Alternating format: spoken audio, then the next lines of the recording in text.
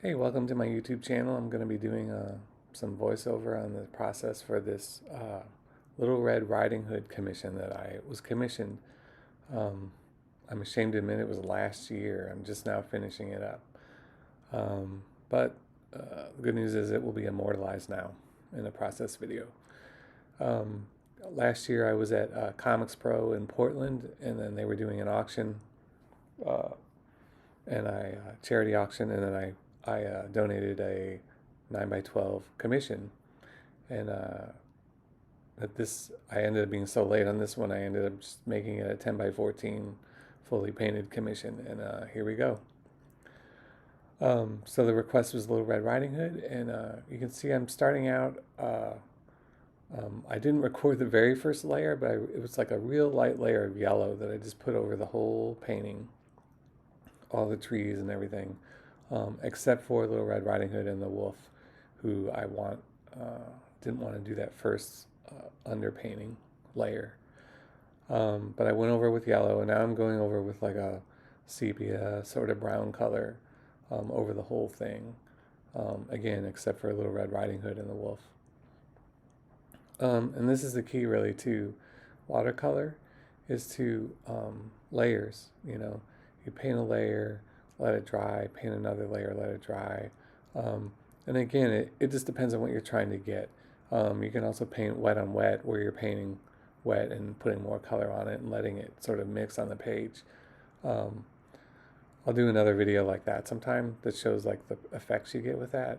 But for this particular one, I really wanted to just um, paint in layers and let the sort of paint dry and go over the top. Um, I wanted to get some texture on these trees, and to do that with watercolor, it really the most fun way to do it for me is to just sort of do a layer, let it dry, and then when you let that those little pools of color dry, it gives you like a nice edge, or nice little pools of color that sort of dry over the top of each other, and it just has a built-in texture. You can see right there, I'm doing a little wet on wet here where I did brown, and I'm getting like a darker brown with some black mixed in it, putting it right into the wet paint so that it sort of blends together and it sort of mixes unevenly and gives the tree a little more texture. And so that's the key on this one. When I got the commission request, Little Red Riding Hood, I was like, I don't know. I don't really want to draw. I didn't know how to make it interesting, with Little Red Riding Hood. I feel like I just didn't know how to make that dynamic. So what I decided to do was, I could have gone with a wolf too as the focus of interest. But really, I just wanted to try some new techniques and new ways of inking and drawing trees using watercolor on top of it. So I decided to make the trees sort of the star of this commission, with really Red Riding Hood and the wolf are sort of background characters in this, and that big tree is the star of the show.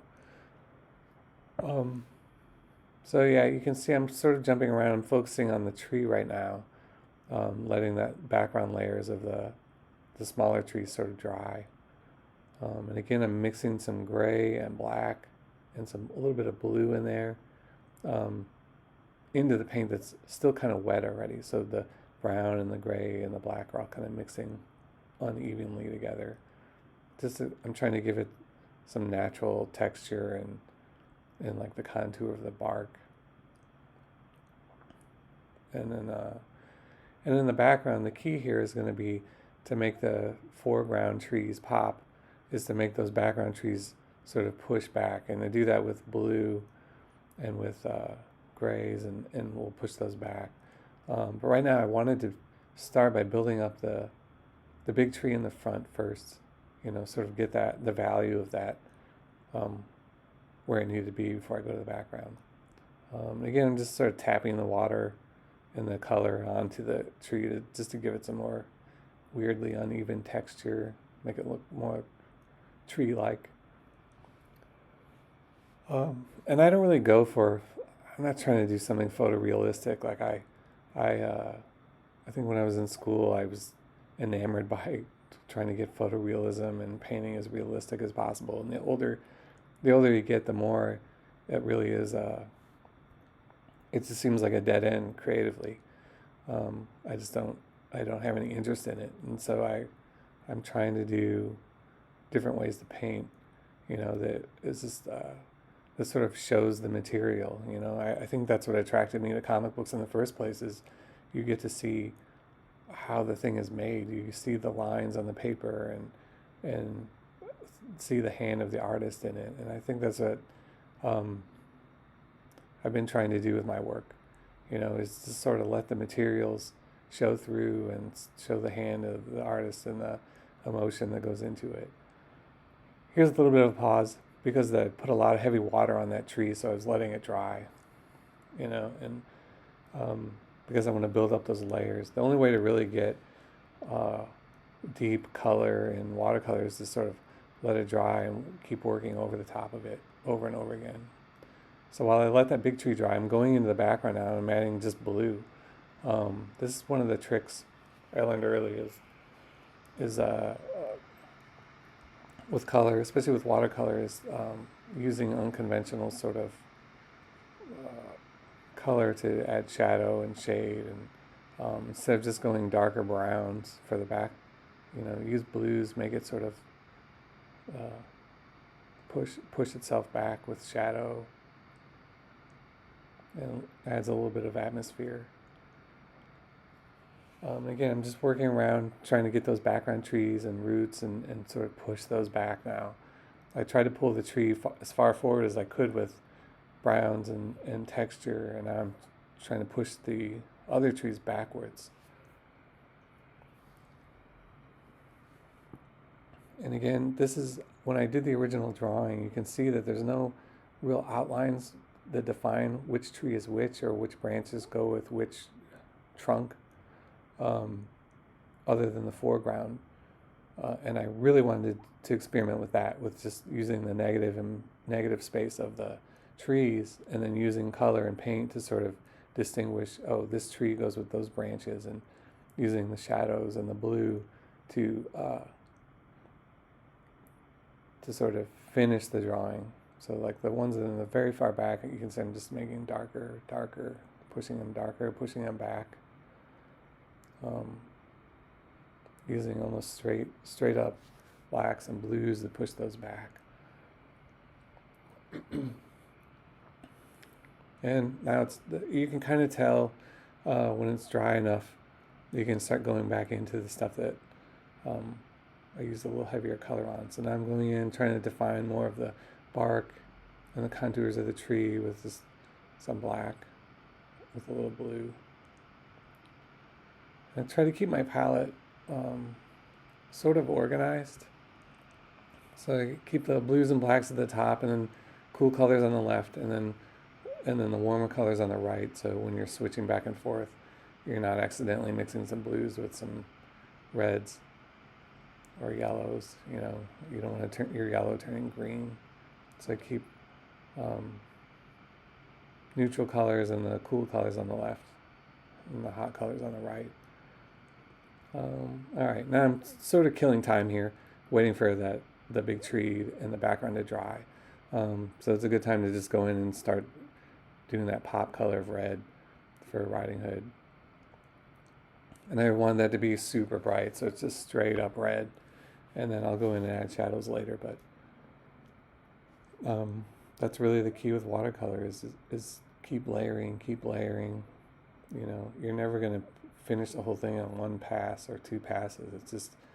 It's almost like a collage where you're just collaging colors on top of each other and putting them together, letting them dry.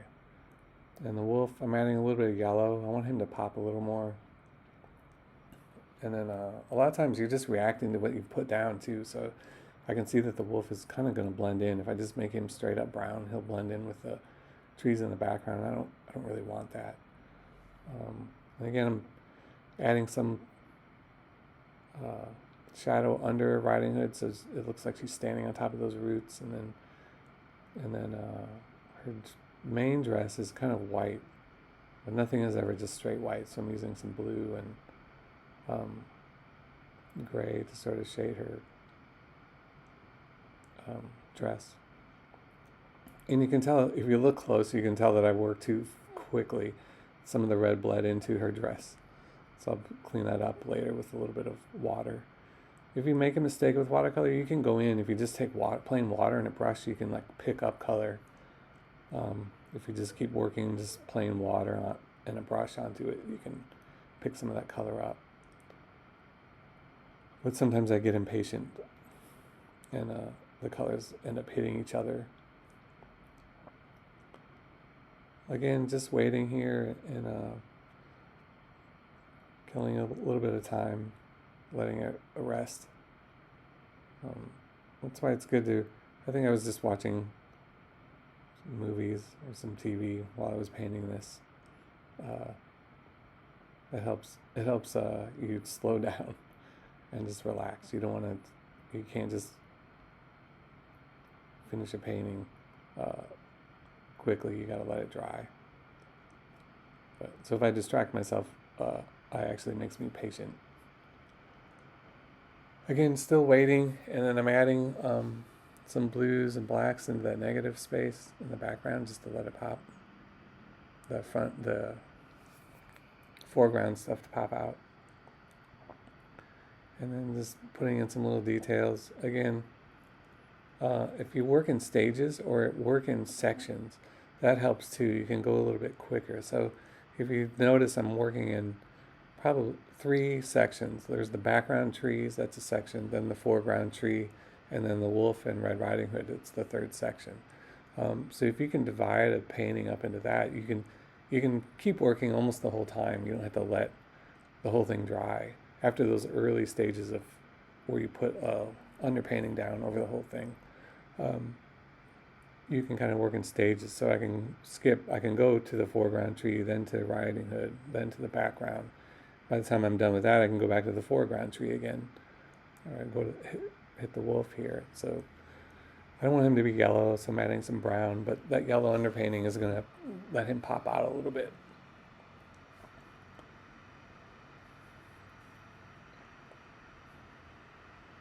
And again, letting it kind of dry. You'll notice that my coffee cup is far away, off screen. That helps to keep my coffee cup on the left far away so I don't keep dipping my brush into it. Something I've learned over the years. Usually my limit is 2 to 3 dips. 2 dips in a coffee cup, it's still drinkable. That 3rd one, probably not. Dump it out. Alright, so I waited. Everything's a little drier, so I can go back in now, and I'm adding some shadow and covering up that mistake where the red hit her white dress. But I was hitting it with the shadow anyway, so you won't be able to really see it. And then you can see I switched to my small brush. So I use like a number 2, it's a number 2 sable hair thin brush, and then I have a fatter number 2 round one that I was using up until now for everything. And then I have a wider brush. It's just like a flat wide brush. You can kind of see it on the right side of the screen. I just use that to cover big sections of color. So like that first undercoat, which was just yellow over the whole thing, I use that big brush for. And just cover a lot of area. But to me, I think picking the size of the brush for what you're painting is also a big key. You want to layer everything. If you use too small of a brush, then you're going to get a lot of little spotty, weird textures on your painting. If you use too big of a brush, then you don't get enough of that texture. So sort of scaling your brush up or down depending on the size of the thing you're painting. So for the trees and these shadows here, I need that smaller detail. But for the bigger stuff, you kind of want a little bit of a bigger brush. Otherwise you end up with a lot of patchy texture.